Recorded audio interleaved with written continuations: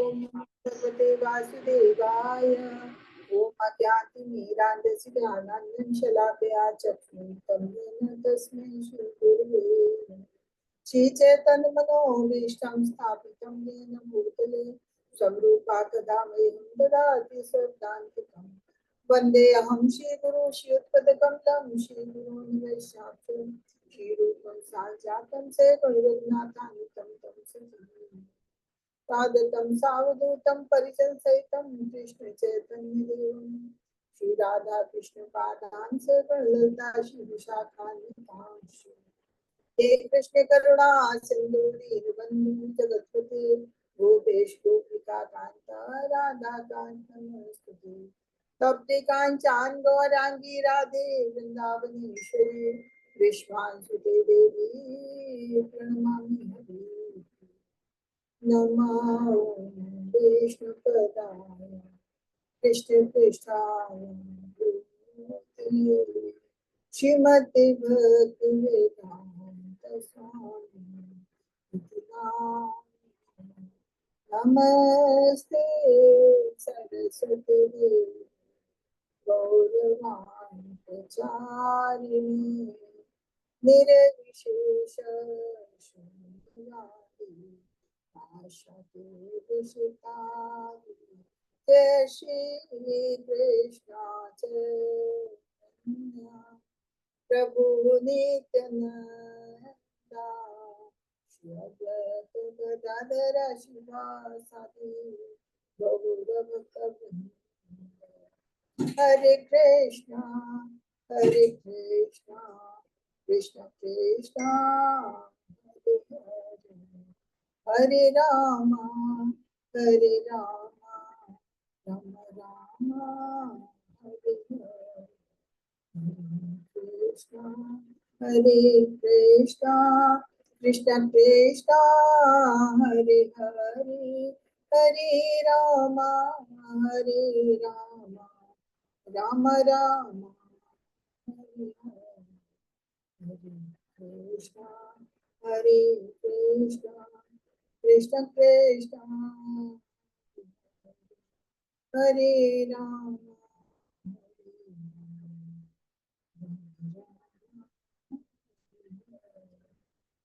हरे कृष्ण। सभी भक्तों का स्वागत है। सभी भक्तों को सादर प्रणाम। 3 बजे की क्लास में सभी का स्वागत है। तो पहले स्क्रीन शेयर करते हैं।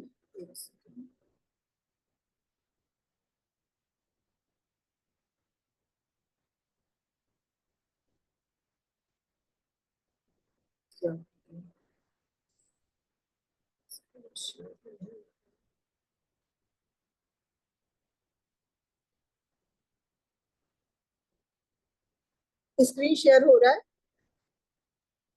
जी माता जी। मेरी आवाज क्लियर है? जी माता जी। जी माता जी।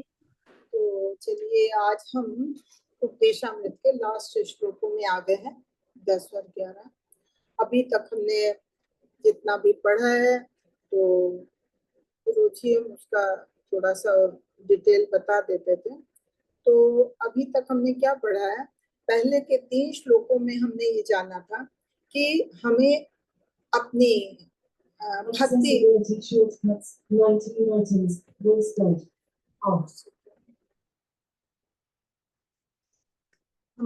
हमें भक्ति की उन्नति की नींव किस तरह से तैयार करनी है, किस तरह से स्थापित की जा सकती है। उसके लिए पहले श्लोक में हमने जाना था कि 6 कार्य हमें करने हैं कि जिन पे हमें ध्यान देना है, जिस पे हमें नियंत्रण करना है, जिससे हमारी भक्ति तुष्ट होती है। कि वाचो वेगम, मनसा क्रोध वेगम, जिह्वा वेगम, उद्रूपस्थ वेगम। तो ये 6 चीजें थी जिन पे हमें अपने पे नियंत्रण करना होता था। और दूसरे श्लोक में ऐसे कुल मिला के हमने 3 श्लोक शुरू के ऐसे लिए थे जिसमें हमें 6 चीजें ऐसी बताई गई थी जिससे हमारी भक्ति पुष्ट होती है, आध्यात्मिक उन्नति होती है। तो सेकंड श्लोक में 6 चीजें बताई थी जिसपे हमें ध्यान देना है कि हमें वो कार्य नहीं करने। जैसे कि था कि अत्याहार नहीं करना है, मतलब अत्याहार का मतलब अधिक हमें भोजन नहीं करना। भोजन भी हमें जिसे अपने शरीर को पालने के लिए करना है। हमें खाने के लिए नहीं जीना, हमें जीने के लिए खाना है। और ऐसी अधिक संचय नहीं करना है। कोई चीज जितना भी है हमारे पास उतनी अपनी कम से कम आवश्यकताएं कम करनी है। और किसी चीज के लिए हमें बहुत ज्यादा प्रयासरत नहीं रहना चाहिए, भौतिक चीजों के पीछे भी भागना नहीं चाहिए। फिर हमें इधर उधर की फालतू बातें नहीं करनी चाहिए। जहाँ कृष्ण से संबंधित बातें हों वहीं हमें बातें करनी चाहिए। इधर उधर की सांसारिक बातों से दूर रहना चाहिए। जो आचार्यों द्वारा या हमारे शास्त्रों वालों द्वारा बताए गए नियम है उनका हमें पालन करना चाहिए कि क्या हमें करना है क्या हमें नहीं करना है। जैसे बताया गया हमको उसका पालन करना है। फिर जन संघर्ष के मतलब जो लोग जहाँ भी कृष्ण से संबंधित बातें नहीं होती हैं ऐसे लोगों से हमें दूर रहना है। ऐसी संगत से दूर रहना है। हमें किसी से दुश्मनी नहीं लेनी है, लेकिन एक दूरी बना के रखना है। जो लोग भगवान की भक्ति में नहीं, भगवान को नहीं मानते, जैसे मायावादी हैं, दार्शनिक हैं, तो ऐसे लोगों से तो थोड़ी सी दूरी बना के रखनी है। और हमें भक्ति के प्रति लौल्यम होना चाहिए, लालच होना चाहिए। भगवान के प्रति, भगवान की सेवा के प्रति लौल्यम होना चाहिए। हमें सांसारिक चीजों के प्रति कोई लालच नहीं होनी चाहिए। तो इन 6 चीजों के बारे में बताया कि इस पे हमें अपना नियंत्रण करना चाहिए। उसके बाद हमने तीसरे अध्याय में भी 6 चीजें जानी कि हमें क्या करना है क्या नहीं करना है। उसमें भी हमने 6 चीजों का ही बताया गया कि हमें भक्ति को पुष्ट करने के लिए कोई भी कार्य करते हैं तो उसके लिए कुछ नियम होते हैं। तो ऐसी उसके लिए हमें उत्साह होना चाहिए। कोई भी कार्य करने के लिए हम आगे बढ़ते हैं, उत्साह होना चाहिए। उसके प्रति हमें विश्वास होना चाहिए जो हम कर रहे हैं वो ठीक कर रहे हैं और वो मार्ग हमारा सही है। तो निश्चय होना चाहिए, थोड़ा सा धैर्य होना चाहिए। कोई कार्य में बहुत जल्दीबाजी नहीं करना है। और संग संग जैसे हमने पहले दूसरे श्लोक में भी जाना कि हमें गलत लोगों का साथ नहीं करना। हम लोग जो गलत लोग कौन है, जो कृष्ण भावना से संबंधित है, भगवान की भक्ति को नहीं मानते, भगवान से ईर्ष्या करते हैं, ऐसे लोगों से भी दूर रहना है। और भक्तों का साथ करना है, भक्तों का साथ करना है। भक्तों के बातों का जो भी वो बताते हैं उनकी बातों का हमें अनुगमन करना। तो ये 3 श्लोक ऐसे थे जो हमारे जिसमें हमें 6 चीजें ऐसी बताई गई थी कि जिससे हमारी भक्ति पुष्ट होती है। उसके बाद हमने जाना था ये भक्ति पुष्ट होती है, ठीक है, तो हमें भक्तों का साथ चाहिए, लेकिन भक्त को हम कैसे पहचानेंगे। तो भक्तों के लिए चौथे उसमें भक्तों के साथ हम कैसा व्यवहार करें कि हमारी भक्ति पुष्ट हो, भक्तों का साथ हमारा संबंध बने। तो हमने चौथे श्लोक में वो भी जाना 6 चीजें कि आपस में हम भक्तों के साथ अपने विचार विमर्श करें, आप विचारों का आदान प्रदान करें, उपहारों का आदान प्रदान करें और प्रसादम का आदान प्रदान करें। तो इस तरह से फिर अगर हम करेंगे तो ये सब बता दिया, लेकिन हम कैसे जानेंगे कौन भक्त है और किसके साथ हमें कैसा करना चाहिए। तो ये 5वें श्लोक में हमने बहुत अच्छे से जाना था कि भक्तों की 3 कैटेगरी बताई गई है। तो जो सबसे नीचे की कैटेगरी है कनिष्ठ भक्त, तो उनके साथ हमें दया का भाव रखना चाहिए। थोड़ी सी दूरी बना के रखना चाहिए, लेकिन दया का भाव रखना चाहिए। और जो मध्यम श्रेणी के लोग होते हैं तो उनके साथ मित्रवत व्यवहार करना चाहिए। और जो उच्च कोटि के भक्त होते हैं तो उनको हमें पूरा सम्मान देना चाहिए। सम्मान भी कैसा, क्योंकि वो उच्च कोटि के होते हैं, उन्हें सांसारिक चीजों से कोई मतलब नहीं होता और उन्हीं से हमें गुरु चुनना होता है। तो और गुरु का सम्मान बिल्कुल भगवान के तुल्य किया जाता है। तो इसलिए जो उत्तम कोटि के भक्त होते हैं उनको हमें पूरा भगवान के तुल्य सम्मान देना होता है। तो ये चीज हमने जानी। उसके बाद फिर एक है व्यवहार कैसा होता है, ये सब जान लिया। फिर भक्त अगर भक्त को तो हमने जान लिया, लेकिन भक्तों का हम सम्मान भी करेंगे। लेकिन उसमें भी कभी कभी ऐसा भी होता है, अरुण गोस्वामी जी ये बताते हैं कि भक्तों में भी बहुत लोग ऐसे होते हैं कि जो उच्च कुल में नहीं, निम्न कुल में जन्मे हैं, या हमारे देश के नहीं विदेश के हैं, या देखने में वो कुरूप है, या रोगी है, ये शारीरिक रूप से अपंग है। तो हमें उनकी शारीरिक अवस्था पे नहीं जाना है। हमें शारीरिक रूप उनका क्या है उनको नहीं देखना है, बल्कि हमें उनकी भक्ति देखते हुए उनका पूरा सम्मान करना। तो ये चीजें हमने जानी थी। फिर वो जब इतना सब हो गया तो फिर भक्ति को प्रगाढ़ हमें कैसे करना है, उसके लिए वो हमने जाना कि हमको भगवान का ये भगवान के नाम का निरंतर पाठ करना, निरंतर जाप करना। हमने भगवान के नाम की महिमा को जाना कि भगवान के नाम की महिमा क्या है। तो भगवान की जब भगवान के नाम की महिमा को जाना कि भगवान का नाम की महिमा ऐसी है कि वो हमारे जगह कोई भी भगवान के नाम का जप करता है तो धीरे धीरे भौतिक चीजों से अपने आप मुक्त होने लगता है, धीरे धीरे अपनी वो चीजें अपने आप उनसे दूर हो जाती हैं। तो भगवान की भक्ति, भगवान का नाम, भगवान के गुण, भगवान की लीलाएं का हमें श्रवण कीर्तन निरंतर करना चाहिए। ये सब तो जानना, उसके बाद फिर हम देखते हैं कि कि भक्ति भी पुष्ट हो गई, भक्तों के साथ हमें व्यवहार कैसे करना चाहिए ये भी हमने देख लिया। अब उसमें हमने ये भी देख लिया कि हाँ, हम अपने जीव और मन को किस तरह से भगवान के मन को उसमें लगाएं। उसके लिए यही है कि हम आचार्यों के और शास्त्रों के नियमों का पालन करें, नियम बनाए, हम भगवान का नाम जप करें। और जब लगातार करेंगे तो अभ्यास के द्वारा हमें भगवान का निरंतर स्मरण बना रहेगा। तो ये हमने जाना कि 8वें श्लोक तक हमने जान लिया कि भगवान का हमें निरंतर स्मरण, 24 घंटे भगवान का स्मरण करना, किसी भी रूप में करें लेकिन भगवान का निरंतर, चाहे कीर्तन के रूप में, चाहे भजन के रूप में, चाहे पूजा अर्चा पूजा के उसे, चाहे भगवान की सेवा करने में, किसी तरह से भी कोई भी कार्य करेंगे तो हमें भगवान का निरंतर ध्यान करना है। उसमें ये भी है कि हम अपने गृहस्थ हैं या जॉब करते हैं तो वहां भी हम भगवान के नाम का जाप कर सकते हैं, या भगवान का नाम नहीं जप दे सकते तो भी हम भगवान का स्मरण वहां भी कर सकते हैं कि जो कुछ भी हम ये कर रहे हैं तो किसके लिए कर रहे हैं। जो हम गृहस्थ के कार्य कर रहे हैं तो वो जिम्मेदारियां भगवान ने हमें दी हैं, तो भगवान की दी हुई जिम्मेदारियों को हम पूरा कर रहे हैं इसलिए हम ये कार्य कर रहे हैं। तो भी भगवान का स्मरण हमें बनाए रखना।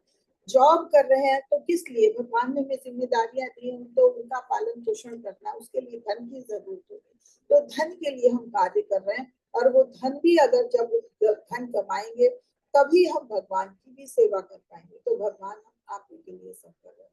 कुल मिला के हमें 24 घंटे भगवान का स्मरण बनाए रखना है।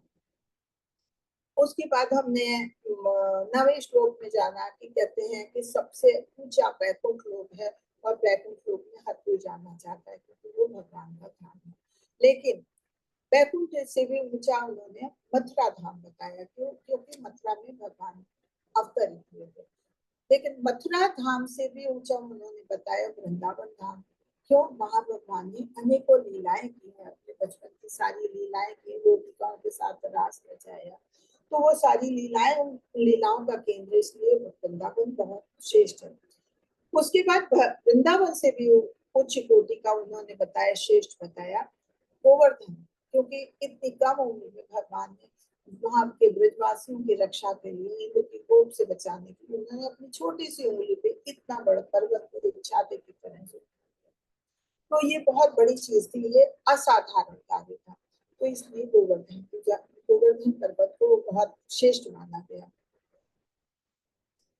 एक चीज है जो गोवर्धन पर्वत से भी श्रेष्ठ बताइए, वो बताया उन्होंने राधा कुंड। राधा कुंड गोवर्धन पर्वत के ही तलहटी में है। तो एक तो वहां पे वो श्रेष्ठ क्यों बताया, एक तो इसलिए बताया श्रेष्ठ कि वहां राधा रानी के साथ वो अपने प्रेम आलाप करते थे। तो वहां पे उनका जीवंत प्रेम, राधा और कृष्ण का जीवंत प्रेम जो है कहते हैं आप्लावित होता है। तो इसलिए वो स्थान बहुत अच्छा है, बहुत श्रेष्ठ है। जहाँ जो भी वहां पे स्नान करता है तो उसमें जो गोपिकाओं वाला प्रेम है भगवान के प्रति वो उत्पन्न होता है। और इसके अलावा चैतन्य महाप्रभु जो कि भगवान की राधा रानी बताया गया है, सबसे श्रेष्ठ है गोपिकाओं में जो भगवान से प्रेम करती थी। लेकिन उनके भाव को नहीं समझ पाते थे कृष्ण, तो उनके भाव को जानने के लिए एक भक्त के रूप में, चैतन्य महाप्रभु के रूप में वो आए और अवतरित हुए और उन्होंने राधा के भाव को जानना चाहा। तो वो जब वृंदावन गए तो उन्होंने राधा को ही ढूंढना शुरू किया और उन्हें जब नहीं मिला तो उनके जो षट गोस्वामी घूमते घूमते घूमते घूमते उन्हें एक छोटा सा तालाब दिखा। उन्होंने तुरंत उसमें स्नान किया। जब स्नान किया तो उन्हें एहसास हुआ कि नहीं, यही उनके भाव जागृत और वो समझ गए कि हाँ यही राधा कुंड है। तो क्योंकि चैतन्य महाप्रभु ने उसकी खोज की थी, फिर उनके साथ जो षट गोस्वामी जिनको हमने बताया था शुरू में ही नाम, तो उन लोगों ने मिलकर उसमें भी विशेष थे रूप गोस्वामी जी। तो उन्होंने उसका फिर जीर्णोद्धार करवाया, उसकी खुदाई करके उसे पूरा अच्छे से बनाया। तो अब उसका महत्व बहुत ज्यादा है। राधा कुंड का महत्व कहते हैं सब श्रेष्ठ है, सबसे ऊंचे स्थान पे राधा कुंड है। अब हम 9वें श्लोक में जाते हैं। 9वां श्लोक तो बता दिया। अब हम 10वां श्लोक और 11वां श्लोक देखेंगे आज। ये हमारे लास्ट है। श्री राधा गोविंद की जय, श्री प्रभुपाद की जय।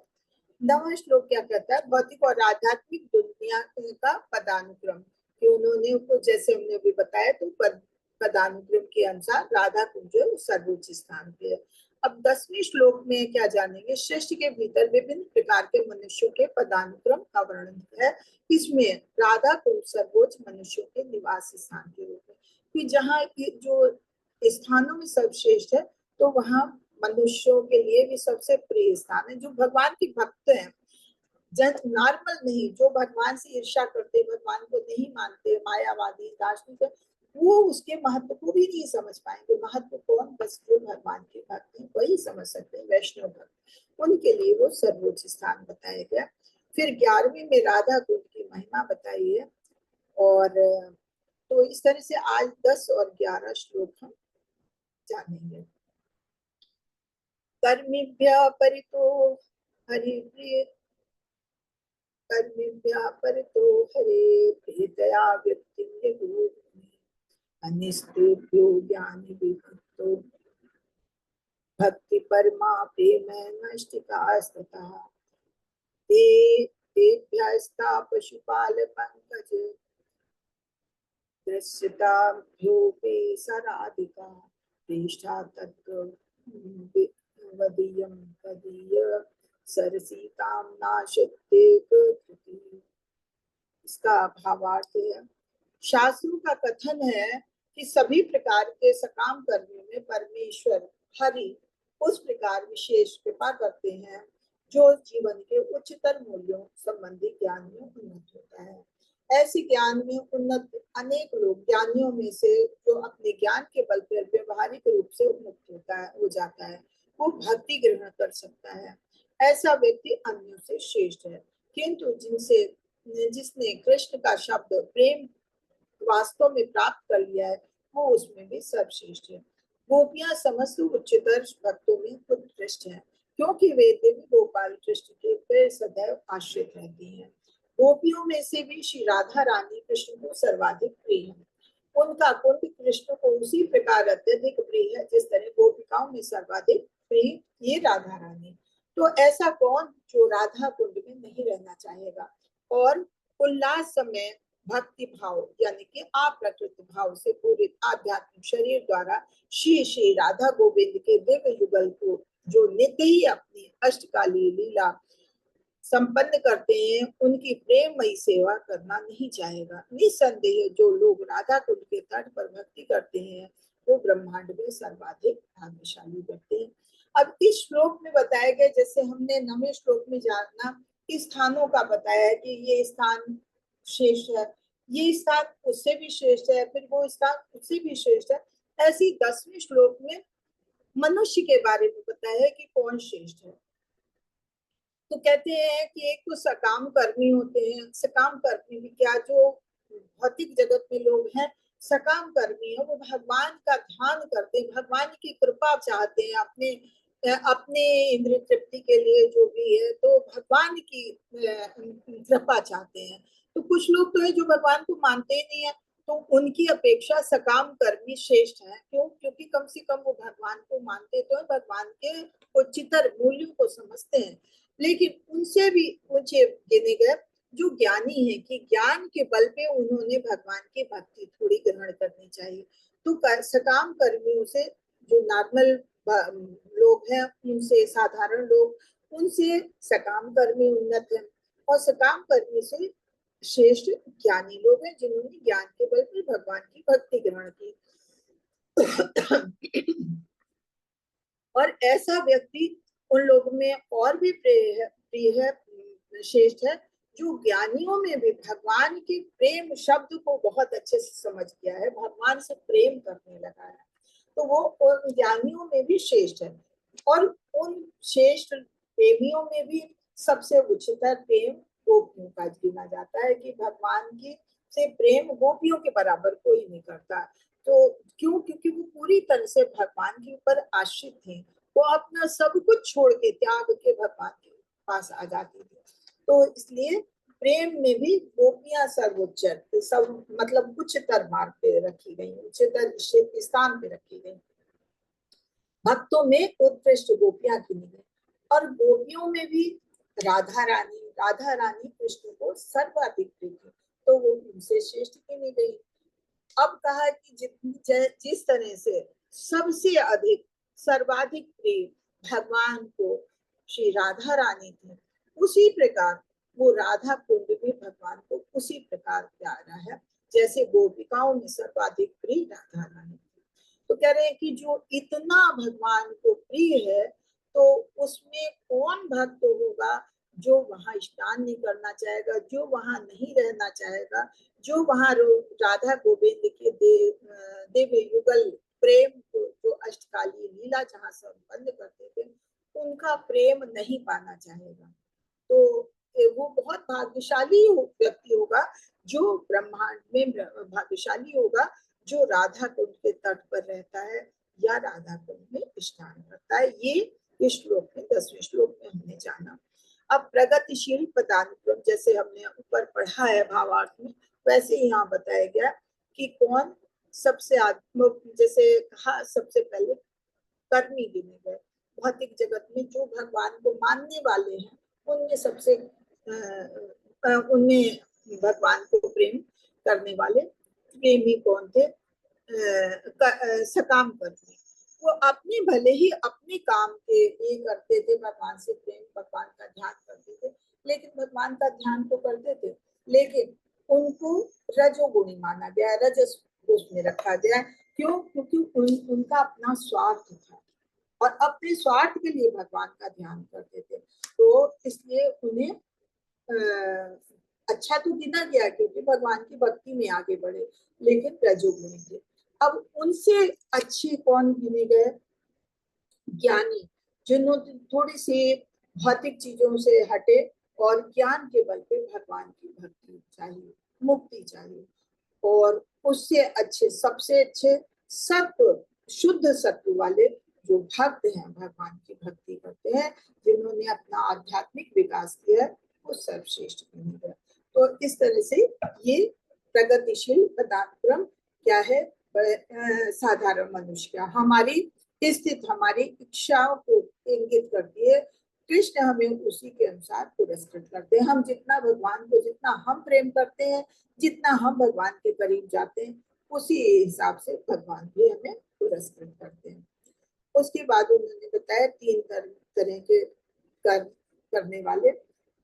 पहले विकर्मी, जो वेदों का पालन नहीं करते, मतलब भगवान को मानते ही नहीं है, तो वेदों का या हमारे आचार्यों का किसी का भी वो पालन नहीं करते, तो आक्रमित होने का जोखिम निचली जाती है। वो छोटे लोग, जो मतलब निम्न कोटि के लोग हैं, छोटे लोग नहीं करना चाहिए, निम्न कोटि के लोग होते हैं, और ऐसे लोग साधु द्वारा भी सराहना नहीं किए जाते हैं। क्यों? क्योंकि उनमें भगवान की भक्ति नाम की कोई चीज नहीं होती है, तो इसलिए वो विकर्मी गिने जाते हैं। उसके ऊपर आते हैं कर्मी, जो वेदों का पालन करते हैं और पुण्य कर्म करना चाहते हैं ताकि वो स्वर्ग लोक को प्राप्त करें या देव लोक को प्राप्त करें, देवताओं के लोकों को प्राप्त करें। लेकिन जैसे हमने पहले भी पढ़ा था और बताया था कि जो इस तरह के कर्म करते हैं, तो वो अपने पुण्य कर्मों के बल पे कुछ लोगों पे तो जाते हैं, देवलोक पे तो जाते हैं, लेकिन जब उनके पुण्य खत्म हो जाते हैं तो फिर वो बाद में मृत्यु लोक को वापस लौट आते हैं। तो वो भी बहुत कुछ नहीं गिने गए, उनसे सबसे उच्च कोटि के अकर्मी गिने गए जो भगवान के भक्त होते हैं। तो वो कहते हैं कि भक्ति सेवा में सबसे आगे होते हैं, भगवान की भक्ति में सबसे ऊपर होते हैं।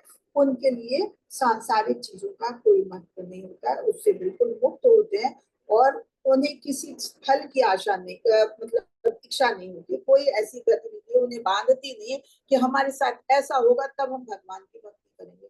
नहीं, वो निष्काम उससे भगवान की भक्ति करते हैं। तो इसलिए फिर भगवान भी उन्हें वैसा ही फल देते हैं और उनका पुनर्जन्म नहीं होता, वो भगवान के लोक को जाते हैं। अब उसमें उसमें भी हम लोगों ने अभी जैसे पढ़ा था कि जो भगवान की भक्ति में होते हैं तो वो कैसे होते हैं, भगवान की भक्ति जो करते हैं भगवान को प्रिय होते हैं, लेकिन उन भक्तों में भी सबसे ऊंचा स्थान गोपियों का है, क्योंकि गोपियां पूरी तरह से भगवान के ऊपर निर्भर थी और वो भगवान को संतुष्ट करने की इच्छा से भगवान से प्रेम करती थी। लेकिन इन गोपियों में भी सर्वश्रेष्ठ राधा रानी थी, क्योंकि राधा रानी जो है, राधा रानी भगवान को बहुत प्रिय थी और कृष्ण भी उनकी दिव्य भावनाओं को गहराई थी। मतलब राधा रानी का प्रेम भगवान के लिए इतना उच्च कोटि का था कि कृष्ण भी उनकी भावनाओं को नहीं समझ पाते थे, किस भाव से वो प्यार भगवान को प्रेम करती है। तो इसी वजह से भगवान ने चैतन्य रूप धारण किया, चैतन्य महाप्रभु के भक्त के रूप में आए, सिर्फ राधा रानी के भाव को जानने के लिए। फिर उन्होंने कहा कि जितना वो राधा रानी को प्रेम करते हैं तो उसी हिसाब से भगवान राधा कुंड को भी उतना ही प्रेम करते हैं, तो सबको उसी का आश्रय लेना चाहिए। ये हमारा 10वां श्लोक यही समाप्त हुआ और इसके आगे फिर हमारा 11वां श्लोक है। ये दोनों छोटे छोटे हैं इसलिए हम आज ले लेते हैं दोनों। कृष्णस्योच्चे प्रणवसितिः प्रेयसीभ्यो राधा कुंडम चास्यां मुनिभिर्दार्द्रेवोऽप्यायाधि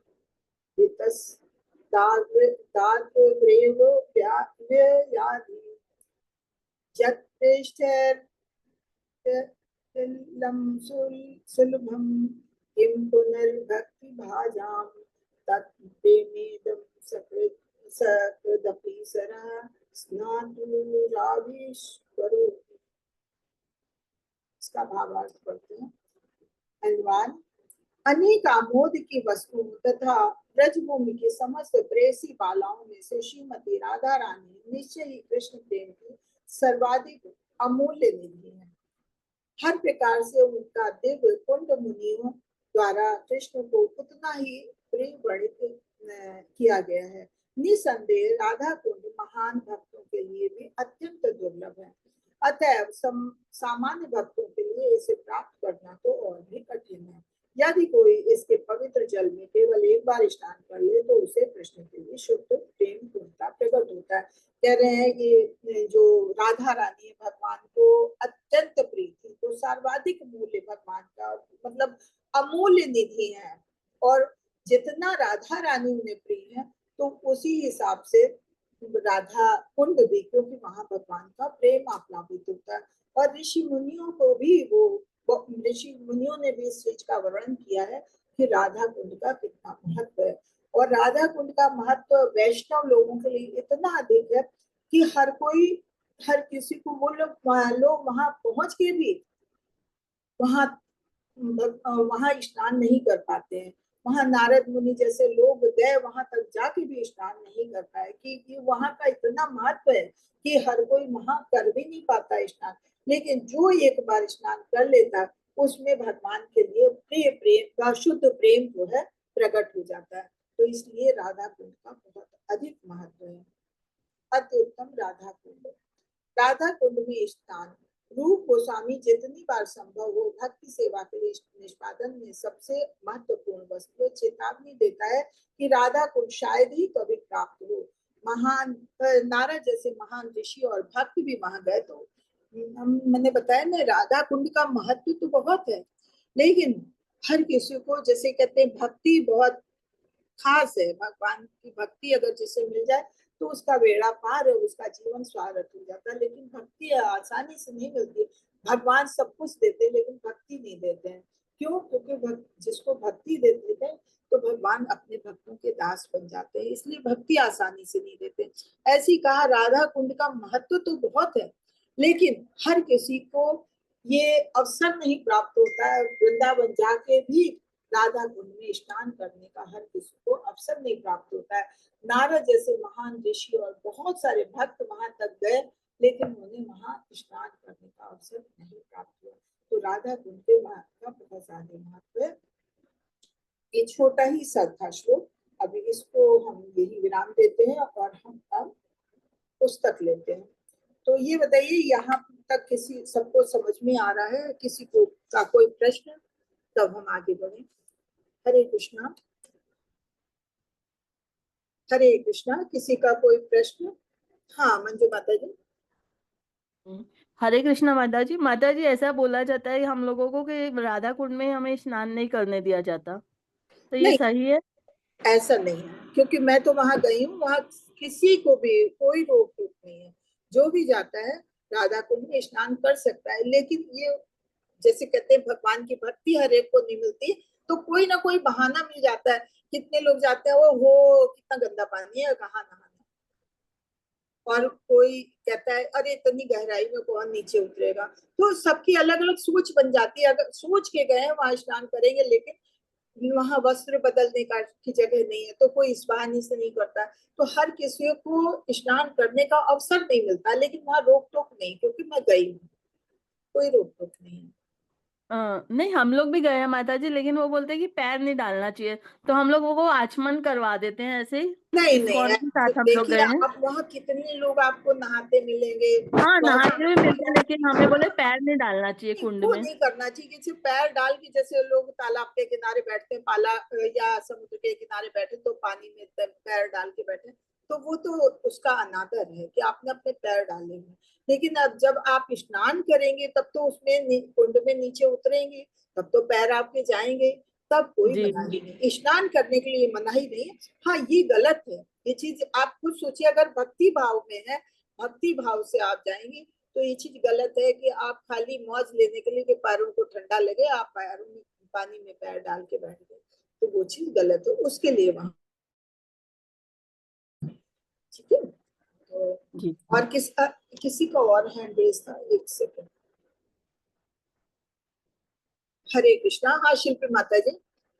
हरे कृष्ण माता जी, दंडवत प्रणाम। धन्यवाद। अ, माता जी, ये पूछे थे, जैसे हम लोग जाते हैं, जैसे आपने बोला कि वहां पे हमें कपड़े चेंज करने के लिए जगह नहीं दिखती है, तो वो और क्या हम थोड़ा सा पानी लेके पूरा अपने ऊपर छिड़क लेते हैं तो उतना वो नहीं मायने रखता ना?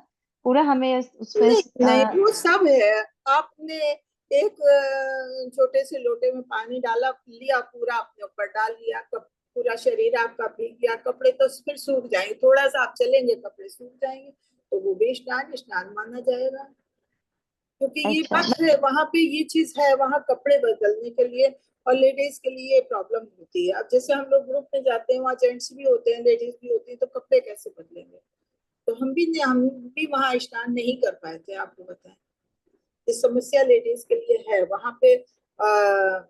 हमने सरकार की तरफ भी बहुत ध्यान आकृष्ट किया इसके लिए कि वहां पे कुछ ऐसा इंतजाम किया जाए। देखो क्या होता है, लेकिन यहाँ ये समस्या है। तो ऐसा कर सकते हैं कि अपने ऊपर पानी डाल ले, पूरे शरीर हमारा पानी से भीग गया। भाई हम नहीं उतर सकते हैं उसमें, क्योंकि फिर पानी, हम कपड़े कैसे बदलेंगे, तो अपने ऊपर पानी डाल लें। मतलब उसका महत्व हमें समझना चाहिए। मेन ये जो लोग भगवान की भक्ति करते हैं वही उस पानी का, उस जल का, उस कुंड का महत्व समझते हैं और वो पानी डालेंगे। वो बिना पानी डाले नहीं रहेंगे। लेकिन जो लोग उसका महत्व ही नहीं समझते, भगवान की भक्ति में ही नहीं है, तो उसका महत्व भी नहीं समझते, तो वो जल डालेंगे, और जल किसी के कहने से डालेंगे भी तो उस पर कोई असर नहीं। ठीक है। ओके माता हरे जी, कृष्ण। थैंक यू माता जी। हरे कृष्णा। हरे कृष्णा। ये कहाँ पर है?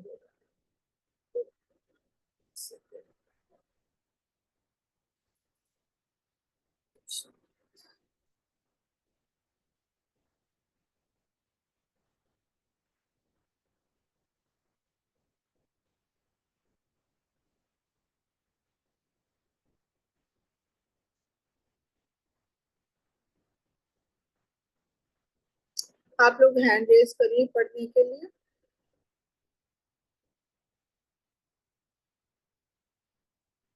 हरे कृष्णा। माता जी किसी को पढ़ने को बोलिए। हरे कृष्णा। शिल्पी माता जी आप पढ़ेंगे? यस माता जी, हरे कृष्ण माता जी। पढ़िए। शिला प्रभुपाद की जय। शिला प्रभुपाद जी के द्वारा इस समय प्रायः हर व्यक्ति किसी न किसी सकाम कर्म में लगा हुआ है। जो लोग कर्म करके भौतिक लाभ उठाना चाहते हैं वे कर्मी कहलाते हैं।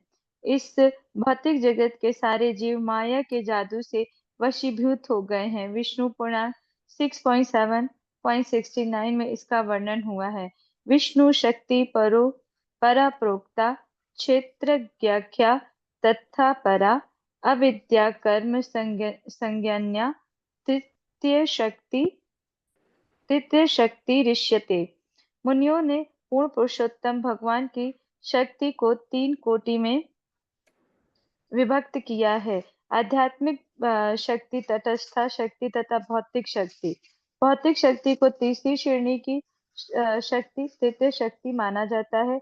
जो जीव भौतिक शक्ति की सीमा के भीतर है वे कभी कभी इंद्रिय तृप्ति के लिए कुकरों शुकरों की तरह कठोर श्रम में लगे रहते, किंतु इस जीव में या पुण्य कर्म करने पर अगले जीव में कुछ कर्मी वेदों में वर्णित करने के प्रति प्रबल रूप से आकर्षित होते हैं।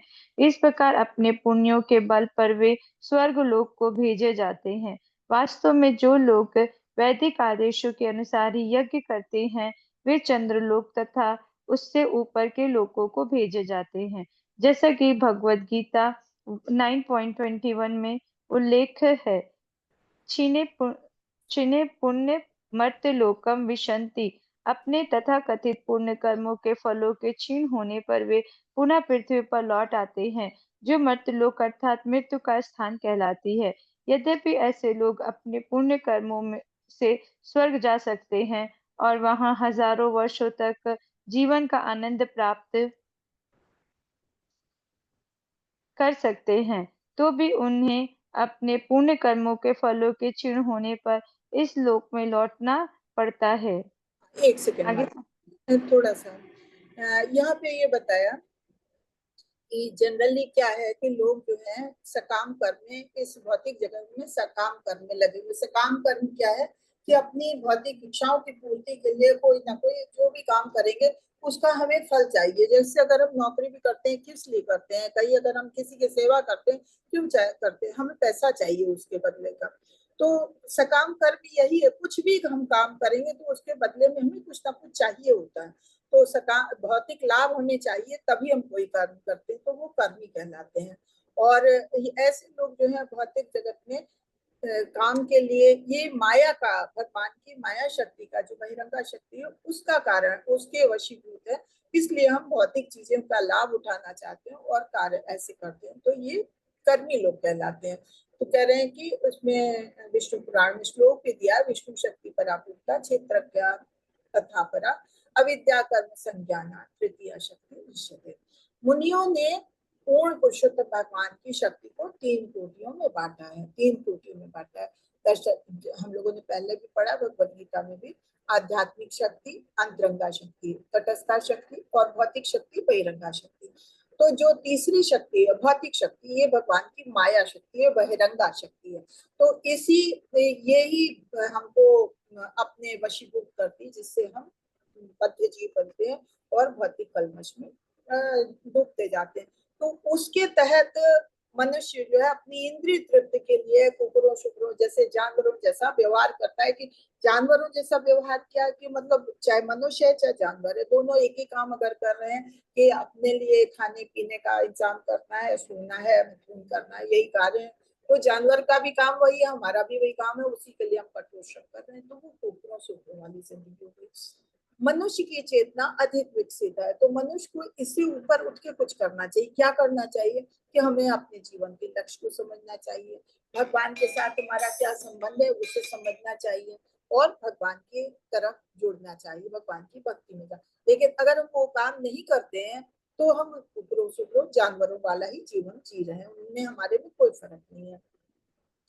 लेकिन कुछ लोग होते हैं इससे थोड़ा सा ऊपर उठते हैं कि जीवन में अपने पुण्य कर्म, भगवान से तो नहीं जुड़ते लेकिन सोचते हैं हम कुछ पुण्य कर्म कर लें, अच्छे काम कर लें, तो समाज में रह के, तो वो ज्ञान के बल पे या जैसे भी कुछ पुण्य कर्म करते हैं। पुण्य कर्म कब आते हैं?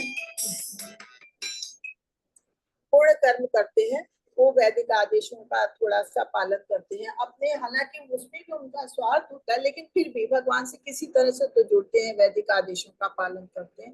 तो जब पूर्ण कर्म करते हैं तो उससे क्या है, वो उच्च लोकों में जाते हैं। और या जो वैदिक यज्ञ वगैरह संपन्न करते हैं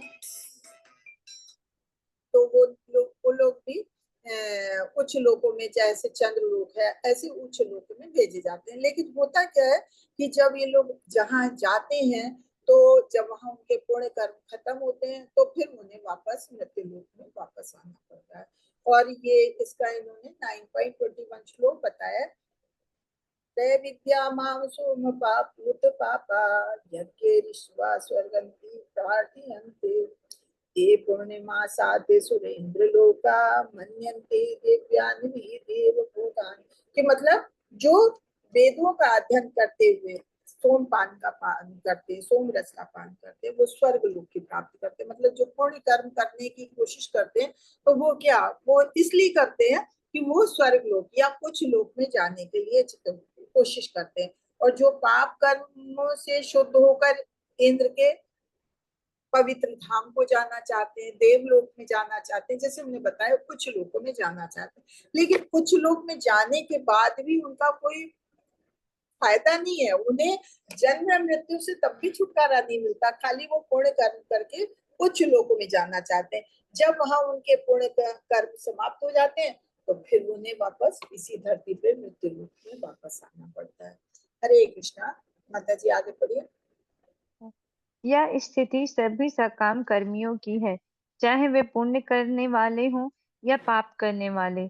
इस ग्रह पर अनेक व्यापारी, राजनीतिज्ञ तथा अन्य ऐसे लोग हैं जो केवल भौतिक सुख में रुचि रखते हैं। वे सभी प्रकार के साधनों से धन कमाने का प्रयास करते हैं, चाहे वह साधन अच्छा हो या बुरा। ऐसे लोग कर्मी या निपट भौतिकवादी कहलाते हैं। इन कर्मियों में कुछ विकर्मी होते हैं जो वैदिक ज्ञान के मार्गदर्शन के बिना ही कर्म करते हैं।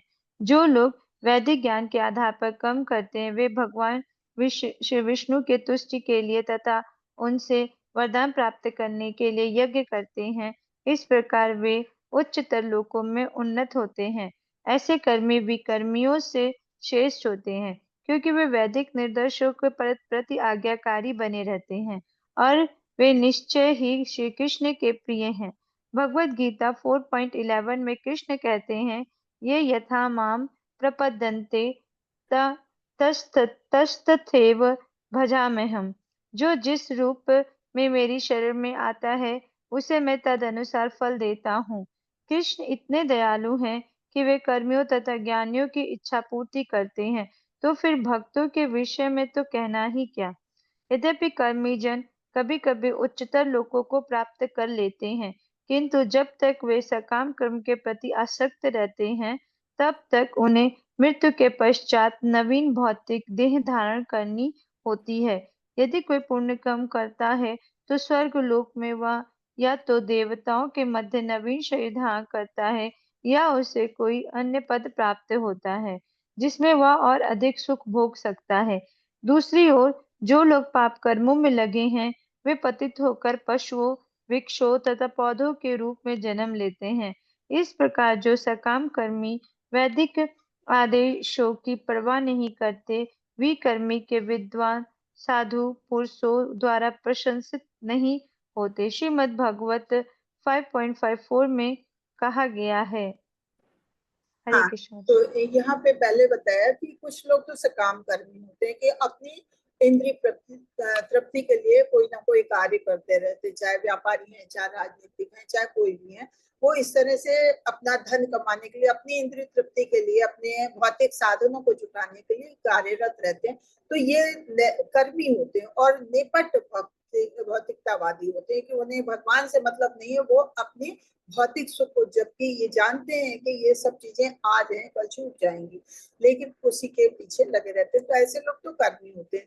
लेकिन कुछ लोग होते हैं जो कर्म करते हैं वैदिक ज्ञान के आधार पे, भगवान की तुष्टि भी चाहते हैं, अपना इंद्रिय तृप्ति तो करते करते हैं, लेकिन भगवान की तुष्टि के लिए भी वैदिक ज्ञान के द्वारा थोड़ा ज्ञान अर्जित हो जाता है, तो थोड़ी भक्ति के द्वारा, ये जैसे कुछ लोग होते हैं ना कि हाँ हम ये यज्ञ करेंगे भगवान को प्रसन्न करने के लिए, तो हमारा ये कार्य होगा, काम तो उनका भी रहता है, लेकिन फिर भी एक थोड़ी सी भक्ति उनमें आ गई है, क्योंकि वो वैदिक निर्देशों का पालन करते हैं। तो भगवान उन पे दयालु होते हैं, भगवान उनको वैसी फल देते हैं।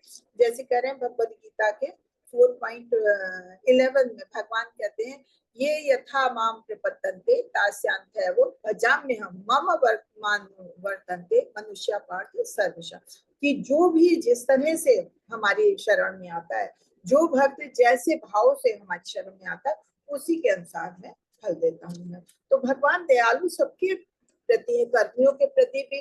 कर्मी लोग भी अगर सकाम कर्म के लिए कर्म कांड भी करते हैं तो उनका फल भी देते हैं। ज्ञानी अगर ज्ञान के बल पे भगवान का ध्यान करते हुए कार्य करते हैं तो भगवान उनको क्योंकि कर्मियों के से श्रेष्ठ ज्ञानी बताए गए हैं, तो उन्होंने धार्मिक ग्रंथों का, वैदिक निर्देशों का पालन किया, तो भगवान उनको इसीलिए थोड़ा और ऊंचे मार्ग पे गिनते हैं और वैसा फल देते हैं। तो 4.11 में भगवान यही कहते हैं कि जो मेरी शरण में आता है, जिस भाव से आता है, मैं उसी के अनुसार उसको फल प्रदान करता हूँ। तो जैसे कर्मी जन ही या भक्ति लोग, भक्ति में आ गए ये ज्ञानी लोग हैं, ये भगवान की भक्ति करते हैं, तो ये पुण्य कर्म करते हैं, सकाम कर्मी पुण्य कर्म करते हैं। तो पुण्य कर्म जब करते हैं तो क्या है, उससे भगवान उन्हें उच्चतर लोकों में, इंद्र लोक में या देवताओं के लोकों में, चंद्र लोक में, ऐसी जगह भेजते हैं जहाँ पे उन्हें भगवान की जैसी अच्छी देह मिलती है, अच्छा सुख मिलता है, वहाँ आयु अधिक होती है, सारे सुख हैं, कोई भी दुख नहीं है, सब कर्म बोल वहां पे सारे पूर्ण कर्मों के फल भोगते हैं और बहुत सुखी रहते हैं, नवीन जीवन जीते हैं। लेकिन जब वहां उनके पूर्ण कर्म क्षीण हो जाते हैं, समाप्त हो जाते हैं, तो वो फिर मृत्यु लोक में वापस आते हैं। उसी के साथ साथ दूसरी ओर कुछ लोग हैं जो भगवान को बिल्कुल नहीं मानते और पाप कर्मों में लगे रहते हैं। वो तो ये कहते हैं कि भाई जब दुनिया में आए हैं तो जो कुछ है सुख भोगो, भगवान ने सारे सुख हम लोगों के लिए दिए हैं तो क्यों नहीं भोगो, तो सारे काम हमें करने। तो इस तरह से वो पाप कर्मों में लगे रहते हैं। तो उनको जो है फिर वैसे ही उनको जन्म मिलता है कि पशुओं या वृक्षों या पौधों या चिड़िया, पक्षियों, किसी पशु पक्षी हैं, वृक्ष हैं, पौधे हैं, ऐसे उसमें जन्म में मिलता है। तो जैसा वो कार्य करते हैं उसी हिसाब से और ये ऐसे लोग विकर्मी होते हैं जो भगवान का ध्यान बिल्कुल नहीं करते हैं। तो उनके लिए बताया गया वह विकर्मी लोग जो है वैदिक आदेशों की बिल्कुल परवाह नहीं करते हैं।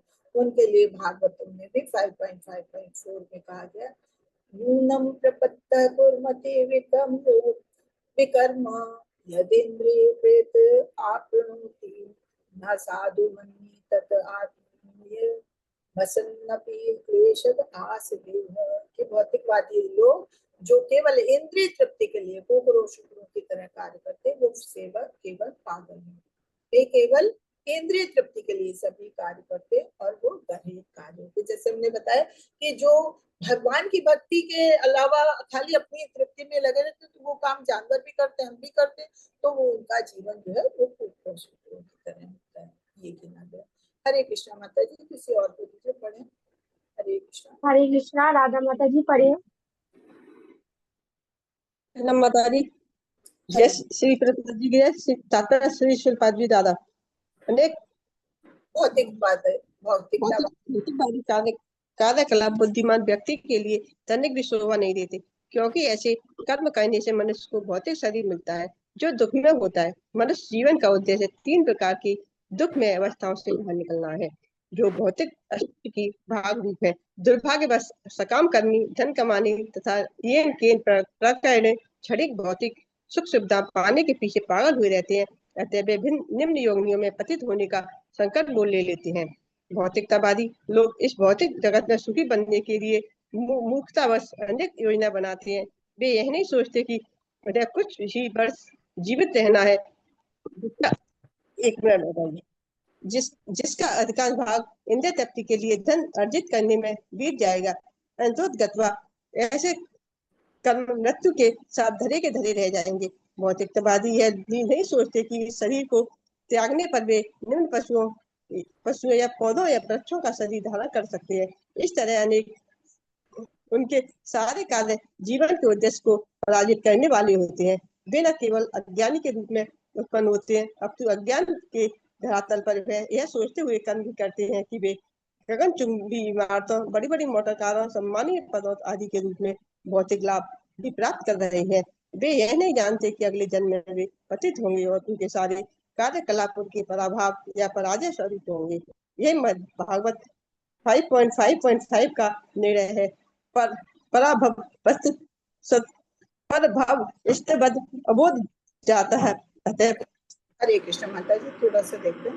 तो यहाँ पे उन्होंने बताया कि जो भौतिकतावादी लोग हैं वो अगर कोई ऐसा कार्य करता है तो उन्हें बुद्धिमान व्यक्ति नहीं गिना जाता, क्योंकि बुद्धिमान व्यक्तियों के लिए शोभा नहीं देता कि वो ऐसा कार्य करे। उन्हें मनुष्य शरीर मिला है तो उसका लाभ उठाना चाहिए, क्योंकि मनुष्य जीवन की चेतना हर जीव से उच्च कोटि की होती है। तो अगर उसका लाभ नहीं उठाया और यही जानवरों वाला जीवन जीते रहे तो कहते हैं उन्हें शोभा नहीं देता।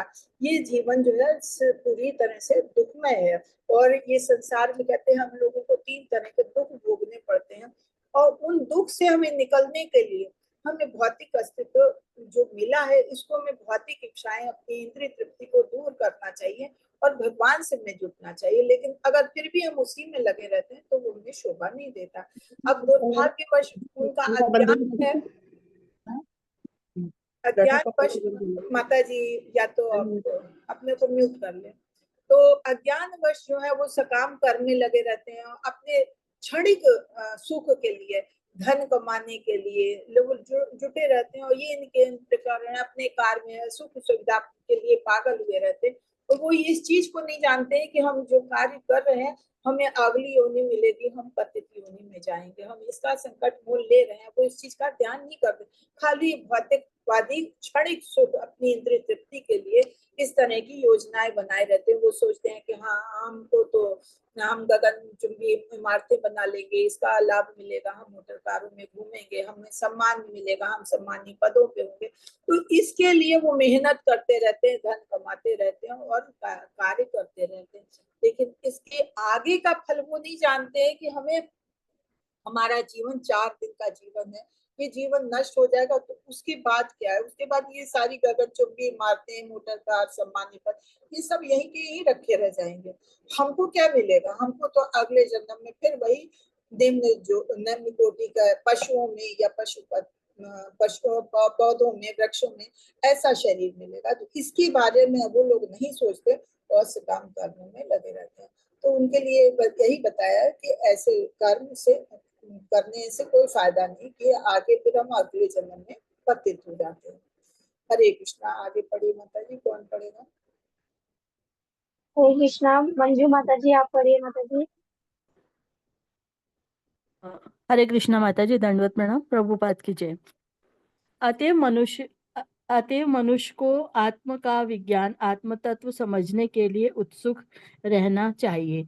जब तक मनुष्य आत्मा तत्व के स्तर पर नहीं पहुंचता, उसे यह जिससे वह समझ सकता। एक मिनट माता जी, एक मिनट स्तर पर रहता है। हजारों लाखों अज्ञानी लोगों में से अपनी इंद्रिय तुष्टि मात्र से सारा समय गवाते रहते हैं। कोई एक व्यक्ति ही ज्ञान के स्तर तक पहुंच सकता है तथा जीवन के उच्चतर मूल्यों को समझ सकता है, ऐसा व्यक्ति ज्ञानी कहलाता है।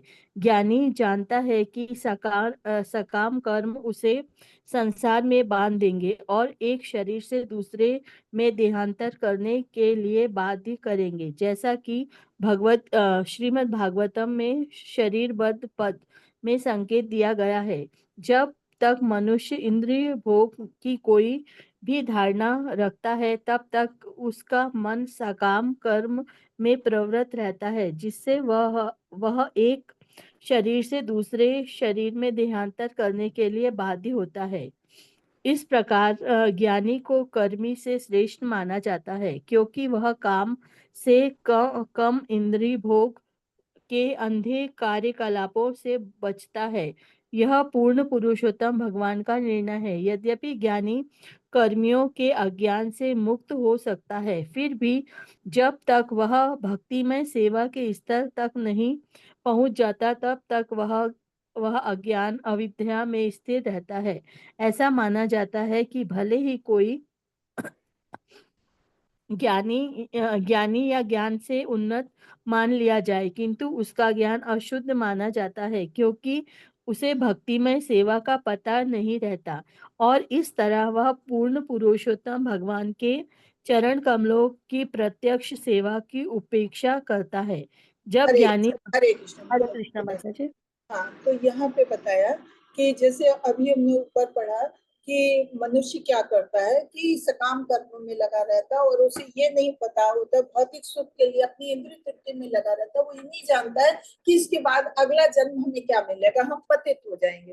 तो लेकिन कहते हैं कि इसके लिए बताया कि मनुष्य को चाहिए कि आत्म तत्व का ज्ञान जाने। आत्म तत्व क्या है कि हमारा क्या स्तर है, हम भगवान के साथ हमारा क्या संबंध है, हमें क्या करना चाहिए, अपने बारे में जानना चाहिए। हम एक शरीर नहीं, शरीर पे तो हमें मिला है कर्म करने के लिए, हम क्या है, एक आत्मा है, और हम जो भी कर्म कर रहे हैं तो भगवान हमें देख रहा है, उसका फल हमें देगा, तो उसके हिसाब से उसे कर्म करना चाहिए। तो जो अगर कहते हैं बहुत हजारों लोग जो है, हजारों लाखों लोग जो है वो अपनी इंद्रिय तुष्टि के लिए सारा काम करने में अपना पूरा जीवन बिता देते हैं, सारा समय बिता देते हैं।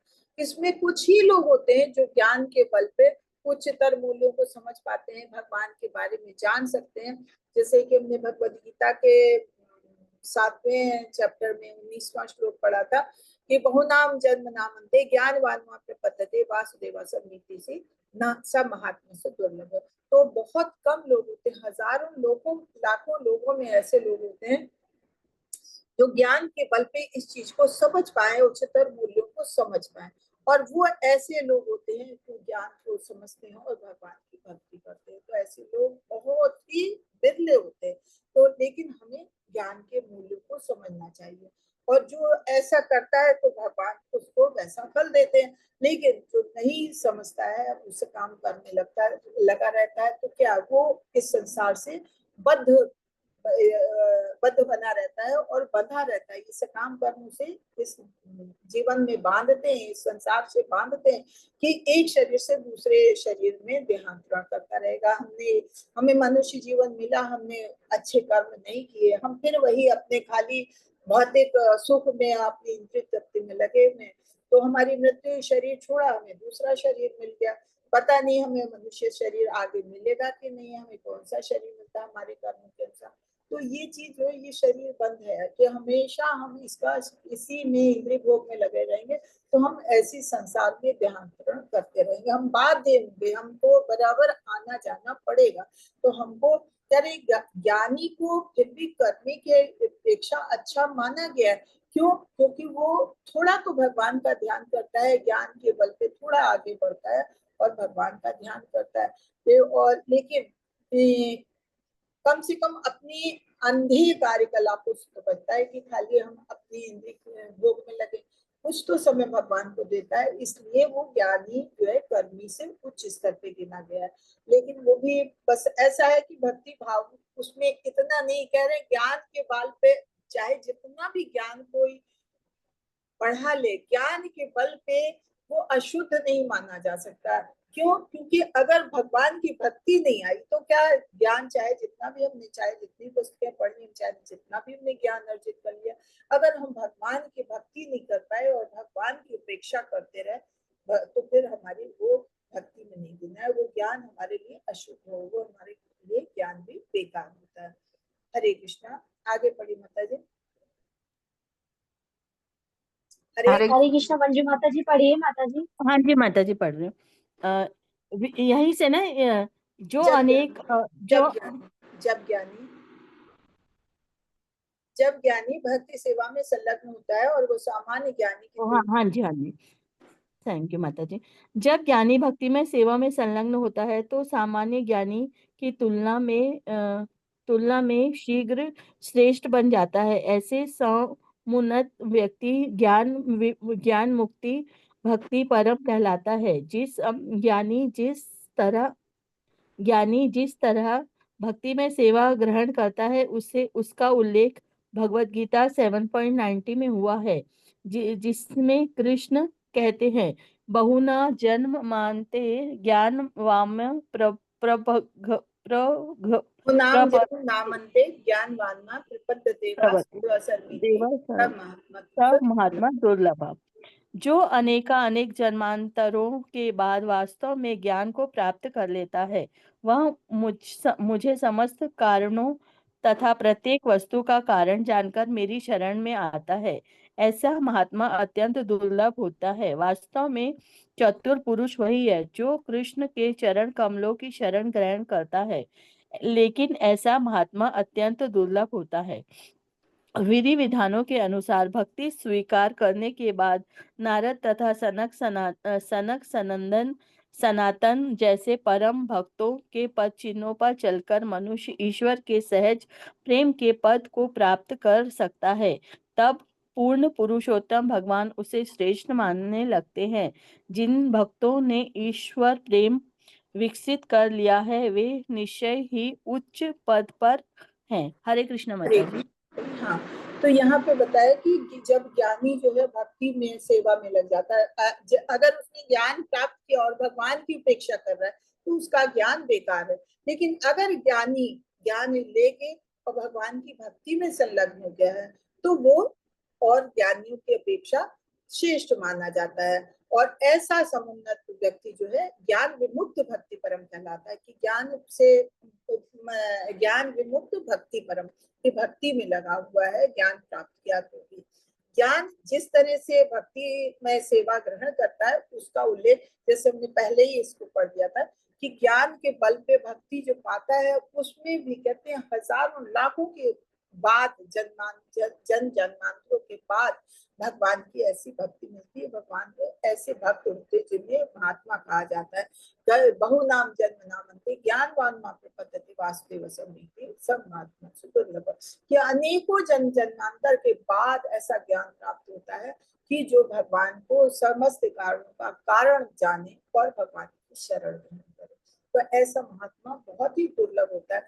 लेकिन ऐसे लोग भगवान की शरण जब ग्रहण कर लेते हैं तो वो महात्मा कहलाते हैं। तो विधि विधानों के अनुसार अगर कोई भक्ति सेवा करता है, जैसे नारद और सनातन जैसे महान लोग हुए हैं, उनके पद चिन्हों पे चलता है तो भगवान का प्रेम वो प्राप्त कर सकता है। और भगवान का प्रेम जो प्राप्त करता है तो फिर वो तो सबसे अच्छा है ही। भगवान तो सभी के प्रति दयालु है, लेकिन जो भगवान के प्रति प्रेम जाग जाए जिसमें, उसका तो फिर कहना ही क्या, भगवान के लिए कितना प्रेम कितना प्रिय होगा। तो कहते हैं कि तब पूर्ण पुरुषोत्तम भगवान उसे श्रेष्ठ मानने लगते हैं। जब वो इंद्रिय तृप्ति से हट के और ऐसे ऋषि मुनियों के चिन्हों पे चलता है और भगवान के प्रति सहज प्रेम पैदा कर लेता है तो भगवान उसे श्रेष्ठ मानने लगते हैं।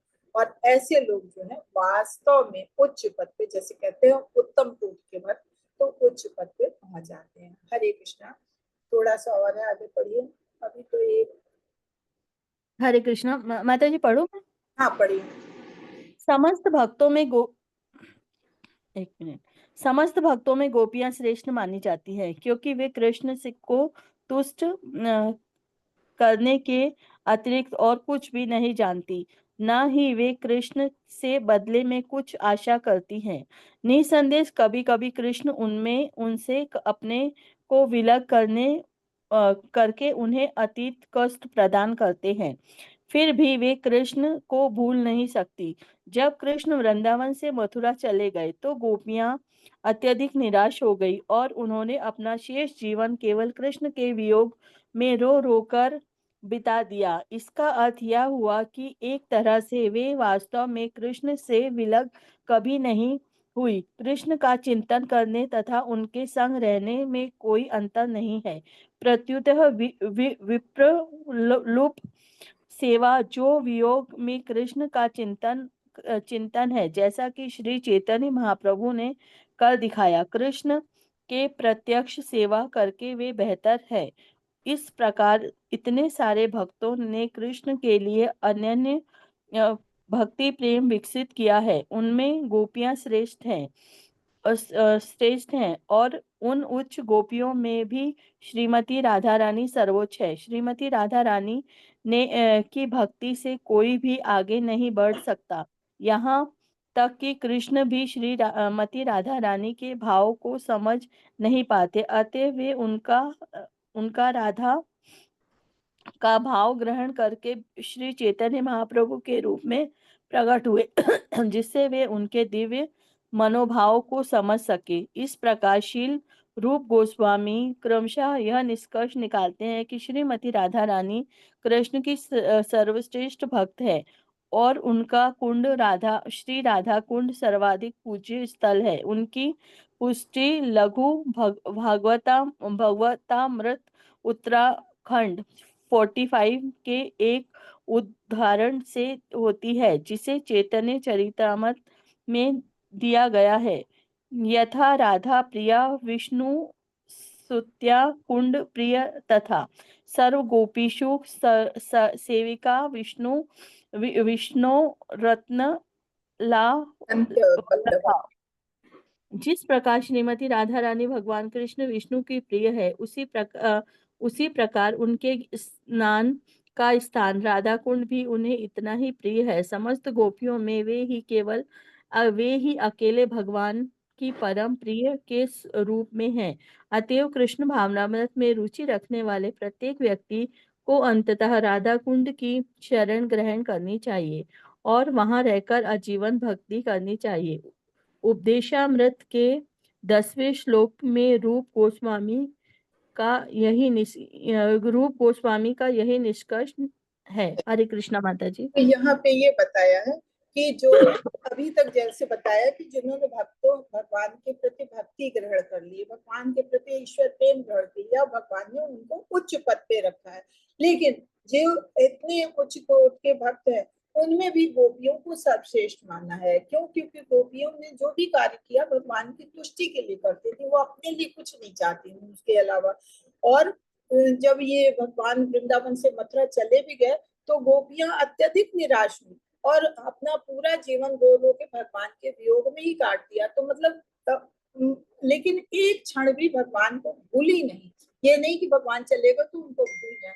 तो कह रहे हैं वो भी वियोग की सेवा की जाती है। वियोग में भी भगवान का चिंतन करना ये बहुत बड़ी सेवा है। इसको विप्लम्ब सेवा कहते हैं। तो चैतन्य महाप्रभु कहते हैं कि चैतन्य महाप्रभु उनके प्रेम को बहुत उच्च कोटि का मानते हैं और उन गोपियों में भी सर्वश्रेष्ठ गोपियों में राधा रानी को मानते हैं। राधा रानी सर्वोच्च है कि राधा रानी की भक्ति जो है भगवान के आगे, भगवान के लिए प्रेम जो है उसके बराबर कुछ भी नहीं है।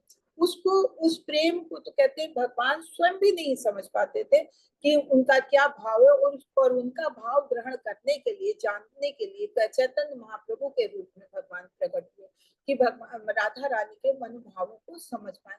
तो निष्कर्ष यही निकला कि गोस्वामी लोग यही कहते हैं कि राधा रानी का प्रेम जो है सर्वश्रेष्ठ, सारे भक्तों में सर्वश्रेष्ठ प्रेम जो है राधा रानी का।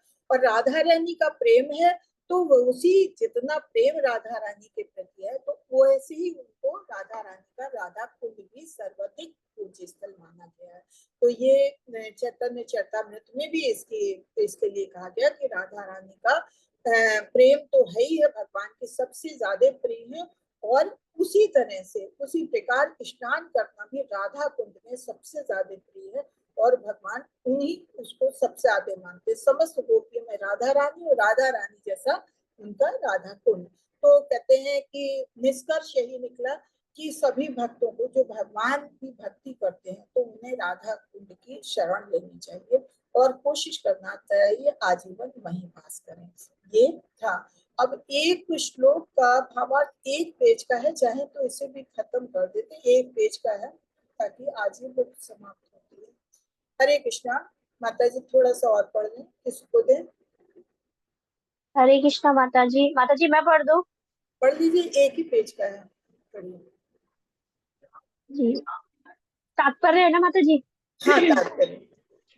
जी। श्रील प्रभुपाद जी की जय। श्रील प्रभुपाद जी के द्वारा राधा कुंड इतना पूज्य क्यों है? ये सरोवर इसलिए पूज्य है क्योंकि ये श्रीमती राधा रानी का है, जो श्री कृष्ण की सर्वाधिक प्रिय पात्रा है।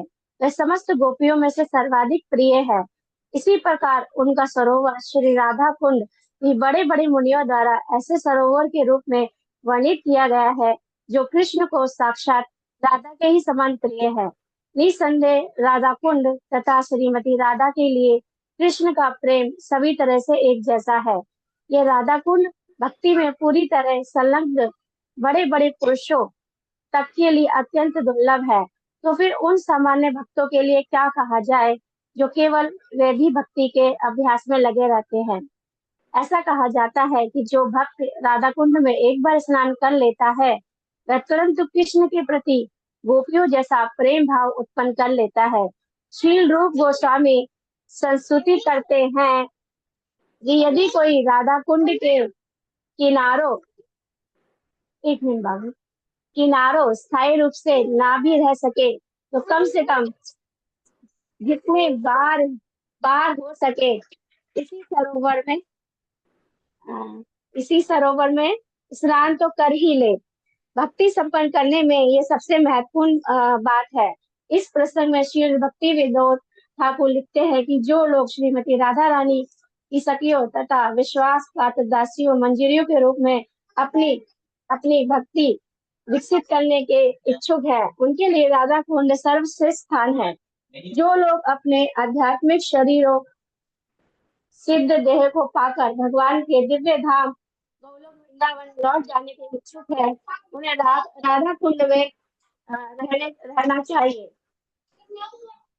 उन्हें श्री राधा रानी की विश्वास पात्र दासियों की शरण ग्रहण करनी चाहिए और उन्हीं के निर्देशन के संरक्षण में भक्ति करते हैं उनके लिए ये सर्वश्रेष्ठ विधि है।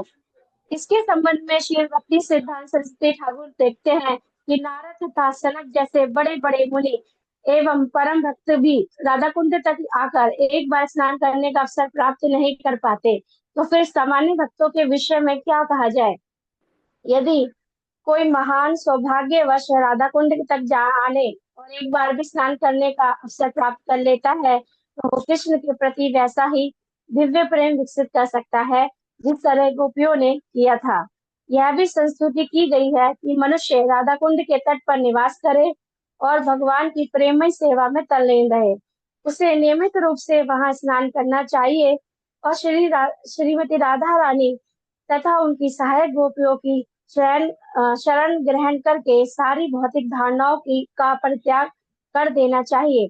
यदि कोई जीवन भर इसी तरह संलग्न रहता है तो शरीर का परित्याग कर देना चाहिए तो शरीर छोड़ने पर वह श्री राधा की वैसे ही सेवा करने के लिए भगवान के पास लौट जाएगा जैसा कि उसने अपने जीवन में राधा कुंड के किनारे रहकर सोचा था। निष्कर्ष यह है कि राधा कुंड के किनारे रहना तथा नित्य उसमें स्नान करना भक्ति की सर्वोच्च सिद्धि है। नारद जैसे महान ऋषियों तथा भक्तों के लिए भी इस पद को प्राप्त कर पाना कठिन है। इस प्रकार श्री राधा कुंड की महिमा की कोई सीमा नहीं है। राधा कुंड की सेवा करने से मनुष्य गोपियों के शाश्वत मार्गदर्शन में रहकर श्रीमती राधा रानी के सहायक बनने का अवसर प्राप्त कर सकता है। हरे कृष्णा माता जी। धन्यवाद। इस तात्पर्य में प्रभुपाद जी ने यही बताया कि राधा कुंड का महत्व बताया कि राधा कुंड का महत्व कितना ज्यादा है, कि भगवान सबसे ज्यादा राधा रानी को पसंद करते थे। उनकी सबसे प्रिय भक्त थी राधा रानी। जब और राधा रानी को जितना वो प्रिय, राधा रानी जितनी उनको प्रिय थी, उसी हिसाब से राधा कुंड भी उनको प्रिय था। तो कहते राधा कुंड में जो भी स्नान कर लेता है तो भगवान की भक्ति प्राप्त कर लेता है। तो ऐसे, और वहां पे स्नान तो करना ही चाहिए, जहां तक हो सके तो वहां पे रहना चाहिए। अगर नहीं रह सकते तो कम से कम जितनी बार भी हो सके तो स्नान तो करना चाहिए। स्नान करने से क्या है कि जो गोपियों वाला भाव है भगवान के प्रति वो विकसित होता है, वो प्रेम भाव उत्पन्न होता है। और वो कहते हैं कि अगर इस भाव से कोई स्नान वहां करता है, ये भक्ति विनोद ठाकुर जी कहते हैं, जो इस भाव से करता है तो उसे हो सकता है कि राधा रानी की सखियां या विश्वास पात्र दासियां हैं, मंजरियां हैं, दासियों के दासी हैं, कभी उनका भी पद प्राप्त हो सकता है। तो इसलिए वहां पे स्नान करना चाहिए, वहां रहना चाहिए। और कहते हैं कि ऐसे भगवान के दिव्य धाम में पहुंच सकते हैं वो लोग वृंदावन जाने के इच्छुक हैं, तो वहां राधा कुंड में जरूर स्नान करना चाहिए। कि जब राधा कुंड में स्नान करेंगे तो हो सकता है वो लोग वृंदावन जाके और भगवान ये राधा रानी के विश्वास पात्र दासियों की शरण ग्रहण कर सके। तो कहते हैं वहां पे जाना, स्नान करना हर एक के बस का है नहीं, ये भी भगवान की असीम कृपा होती है, वही कर सकते हैं। तो वहां कोशिश करना चाहिए। कहते हैं कि नारद जैसे महान ऋषि भी वहां तक पहुंच के भी वहां स्नान नहीं कर पाए। तो जो लोग वहां पे रह सकते हैं तो अच्छी बात है, नित्य प्रति इस भाव से स्नान करें। और नहीं रह सकते तो कम से कम जितनी बार भी हो सके तो वहां का वहां रह के इस भाव से भगवान राधा रानी या उनकी सहायक गोपियां हैं उनकी शरण ग्रहण करें, उनके मनोभाव अपने में लेके इस धार उससे वहां स्नान करें। तो कभी हो सकता है कि उन्हें ऐसा अवसर मिल जाए कि हाँ वो लोग वृंदावन धाम में जाएं और राधा रानी के सहायक बनने का भी अवसर प्राप्त हो जाए। तो ये बहुत इसलिए बताया कि राधा कुंड की महिमा जो है, जितने भी अभी तक वो बताए हैं उन्होंने तीर्थ, उनमें सबसे अधिक वैल्यू जो है वो राधा कुंड की। हरे कृष्णा। तो आज यहाँ पे हम विराम देते हैं और आपकी उपदेशामृत पुस्तक संपूर्ण हुई। अब इसमें अगर किसी का कोई प्रश्न है तो प्लीज आप लोग प्रश्न कर लें। हरे कृष्णा। किसी का कोई प्रश्न? हरे कृष्णा। आप लोग कुछ पूछे तो हमें भी लगेगा हाँ आपने ध्यान से सुना और आपको अच्छा लगा। हरे कृष्ण माता जी, दंडवत प्रणाम। माता जी सही में आपने इतना अच्छे से सुंदर से समझाया हमें। अच्छी बात है।